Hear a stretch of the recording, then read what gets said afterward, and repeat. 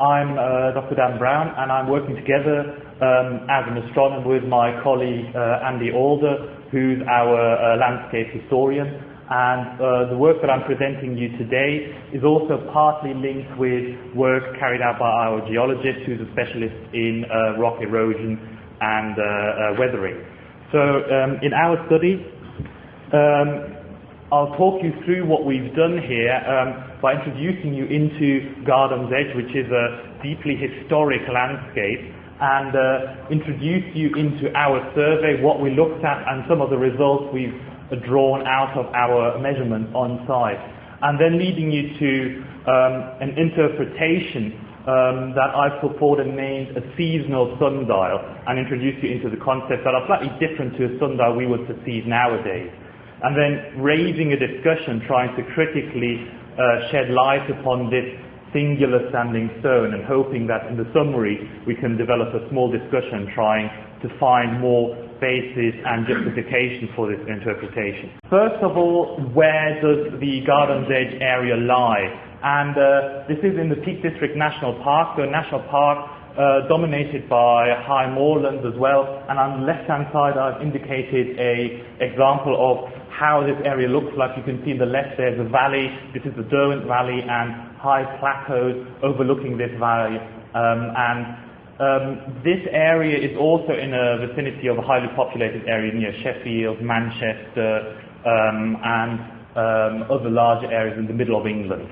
The context of this site, where we've looked at this standing stone that's going to be a possible seasonal sundial, is it is very close to, and here I'm showing some preliminary results from a previous field study of the University of Sheffield and the Gardam's Edge project, of several different proposed sites of archaeological ancient interest, and these were a Neolithic enclosure, which I've pointed out on the bottom left arc, and as you can see, this is orientated here. This is a proposed Neolithic enclosure. Then there's also evidence of a rock art, which is quite nicely preserved there as well, and actually two standing stones, where the most northern one is very not striking and quite small, and the rather clear, larger standing stone that I'm going to talk about. All of this is also embedded in a later Bronze Age farming structure that's been set up, and overall this is a very old landscape showing many traces from Mesolithic throughout Neolithic into Bronze Age, and actually even further. And the stone itself is described as sort of 2.2 meters high, and then 0.8 by 1 meter in diameter, and mostly triangular in shape. That's the important bit here. Just to give you a few ideas and impressions of the stone, this is the view of the stone here, with, you can just make out a few packing stones on the side, and you can see it seems to be leaning. And if I go through certain views here, this is viewing the stone from west to east. Now this is viewing it from south to north. This is viewing it from east to west, and this is the north-facing side. So viewing from north to south. This is the side we are actually interested in. And this side has struck us as being the most flattest side, bar the clear erosion structures.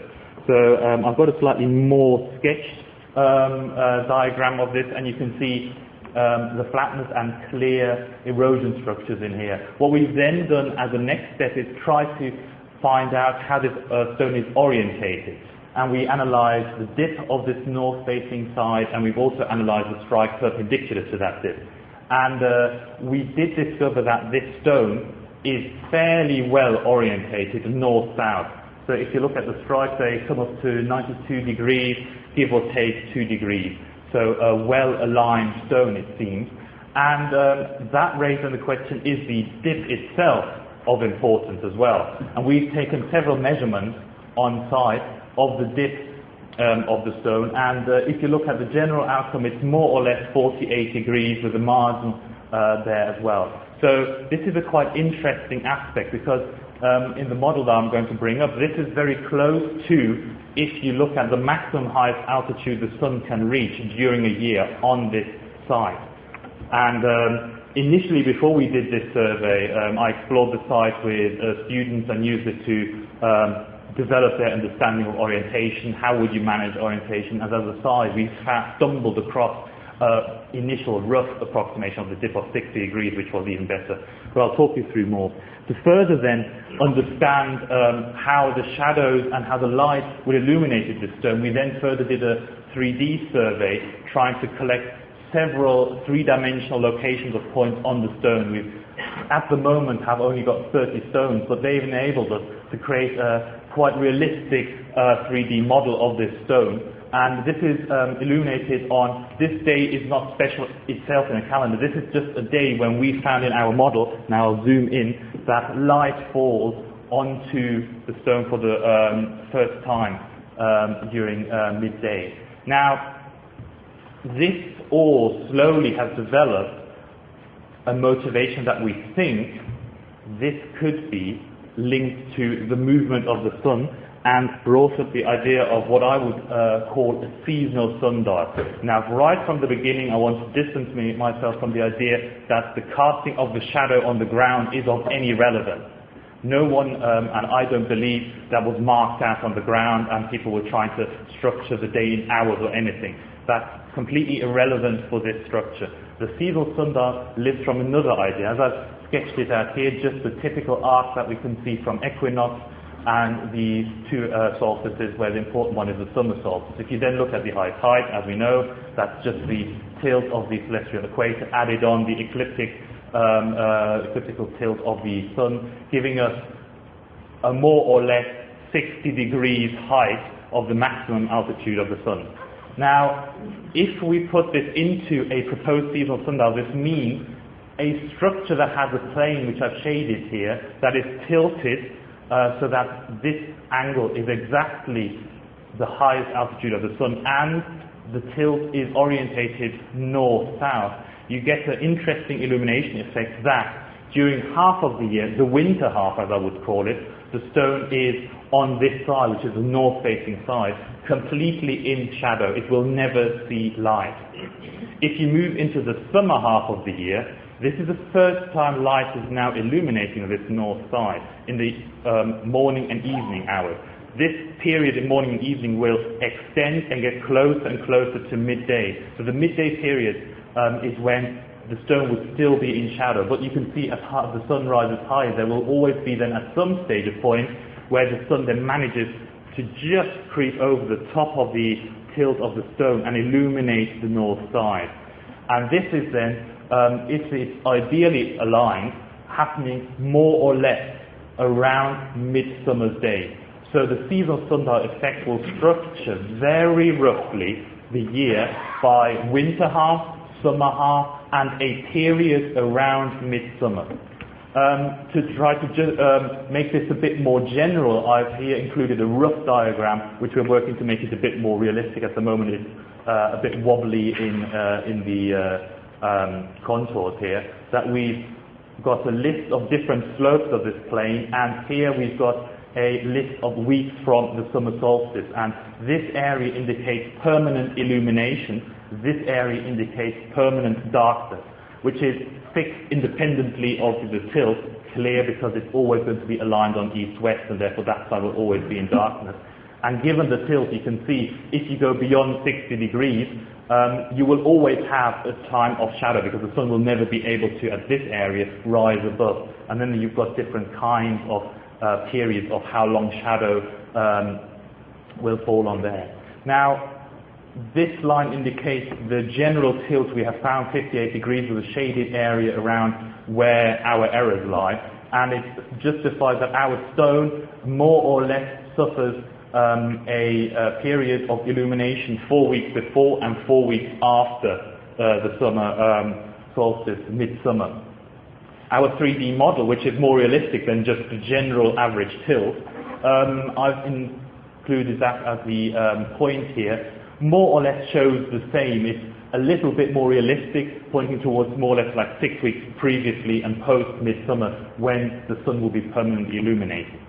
This is sort of the functionality I'm now putting forward, a seasonal sundial. So in the discussion, we have to realize that this stone is unique in a sense. It is very rare to find singular standing stones in the Peak District in this area. Absolutely rare, one of the few ones. We all know they've probably been removed and inbuilt in houses or dry stone walls. Also, this tilt itself seems to be unique, so that can cause some problems to actually go ahead and compare this idea and get a better statistical sample. We've discovered that this stone, and I might just jot back to the sketch diagram, you can maybe pick up that this stone is slightly leaning towards the west, and we've expressed that as probably a leaning of 4 degrees more or less. So there seems to be some subsidence that has gone on there, which is a bit worrying if you rely on the depth of the stone to interpret it. But for one, it is only a leaning of roughly 4 degrees, and also if the stone would have leaned in the dip direction north-south, which is not something we can pick up because our theory implies that this dip is intentional, what would have happened is probably, as I mentioned later on, that would have been steeper. And also the erosion. You could have probably noted on the pictures that there are very clear runnels being etched out by the rain running down that face. And there are other examples of Neolithic stone circles that show the same feature. And they could have altered the side of the north-facing stone, therefore altering our dip and making our conclusion not valid. I'll try to walk you through these arguments and see what you think of it. Then the subsidence, as I mentioned, 4 degrees. So even if you then, in your mind, erect the stone and rotate the plane, it wouldn't have altered the dip by that much, and also the northeast direction by that large amount. And also, if you look at the north-south dip, if that would have suffered a subsidence and you would therefore mentally erect the stone further, that actually would have improved the functionality of the seasonal sundial. If you saw in my diagram of the angles, 58 degrees is quite low. Ideally, if you want to have a superb one, you would push towards 60 degrees. So actually, it would make it even better. So actually, it's improving the situation. Now, erosion, actually, I'm using it as a support because maybe this stone has been moved or anything. The packing stones are still present. That's good. Also, the erosion structures, which take a considerable time to develop in this depth, are still vertical. They're not in any way horizontal or highly tilted. So this shows this stone hasn't subsided massively in recent times. So this supports an in situ. And actually we're working with Liz Beaumont at the moment as possibly using this as a way of dating it, which is quite tricky, but it could be a possibility. And as you might have noted, the areas where we did the studies for the dip have tried to avoid highly eroded runnels areas. And actually good, because runnels focus the erosion. In one way good because it avoids areas, in another way because it makes it worse because it etches them deeper inside. But we could select certain regions, so we've tried to avoid that. Leaving the big area, which I'm well aware of, that this stone is unique. Not only is it a rare standing stone, but also, to my knowledge, at least in the British Isles, I have not come across a similar way of playing with shadows on standing stone. I'm well aware of passageway orientations, of alignment of stones and the kind, but I have not come across shadows and lighting illuminations of certain sides of stones being important, making it even more interesting because it is unique. But you could also argue that could make this theory invalid because there's no other comparison with other uses of these kinds of effects around. So at that point, I would like to draw a summary of this work. So I hope I could show you that this stone has a justification of being a possible seasonal sundial. You could see already in the shape of the stone, it is not just an upright that has slowly tilted to one side and is continuously going to tilt and looks highly unstable. It is a triangular stone, well chosen for its shape.